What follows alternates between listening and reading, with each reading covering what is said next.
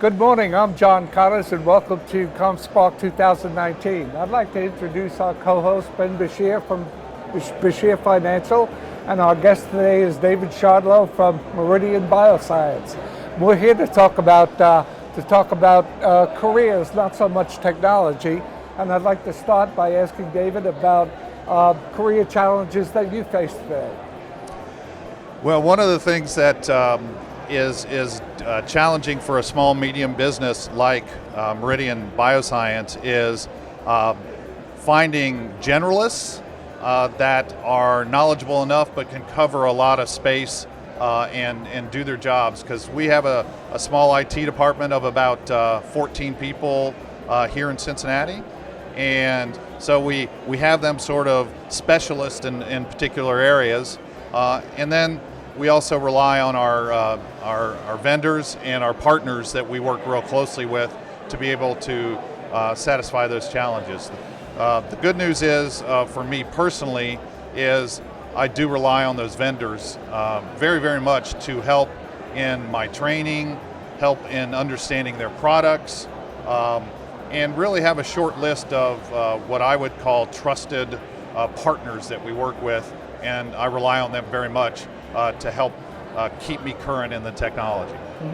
Earlier we were talking about the circuit.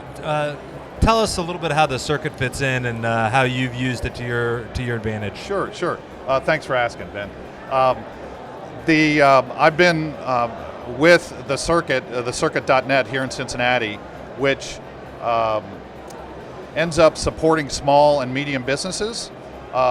I'm on a steering committee there with our executive director, Tracy Ruberg, and what we do is we have a non-vendor CIO circle, and folks like myself that have these small IT departments share stories, have an email a group that we send out to folks and ask common questions and share challenges with each other and the solutions. So it's become really my go-to for who are your vendors, how have you solved this challenge, and we've developed great relationships in the 15 or so years that I've been with the group. David, as a CIO in a small and medium-sized business, one of the challenges is communicating to your peers and to the C-suite, and not being kind of pigeon-holed as a technology person. How do you address that in your organization? Well, I've been fortunate. I spent 23 years with Cincinnati Millicron prior to coming to Meridian Bioscience about 17 years ago, and I was fortunate to have experiences in many different functional areas. I have an engineering background, a sales background, a quality background. In addition, I went back and got my MBA at Xavier. So I feel that that's helped me out tremendously to be able to have that functional experience in different areas. And then also the MBA allows me to have more business-related discussions at the C-suite level. And fortunately, we have a very, very good C-suite at Meridian Bioscience that they are soliciting information from us on how we can help the business also.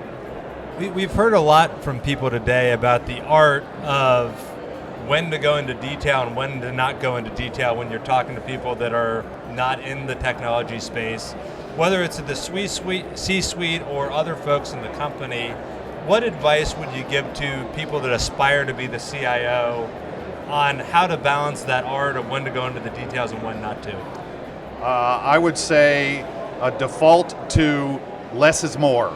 And if you're doing presentations, less words, less on your PowerPoints. Less is more is keep that in mind, because they're interested in budget, schedule, key things that are going to happen as a result of it.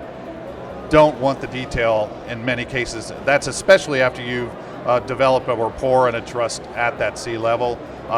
They're looking for the highlights, and then they want to go ahead and sign and move on. Well, thank you, David. Thank you for your insight. This has been a fascinating conversation, and thank you for listening to our interview this morning. If you'd like more information, you can visit us at ComSpark Tech. Thank you, David. Yeah. very much enjoyed it. Sure, I Yeah, enjoyed very it too. informative. Yeah, it was Yeah, great. I'll see you around town.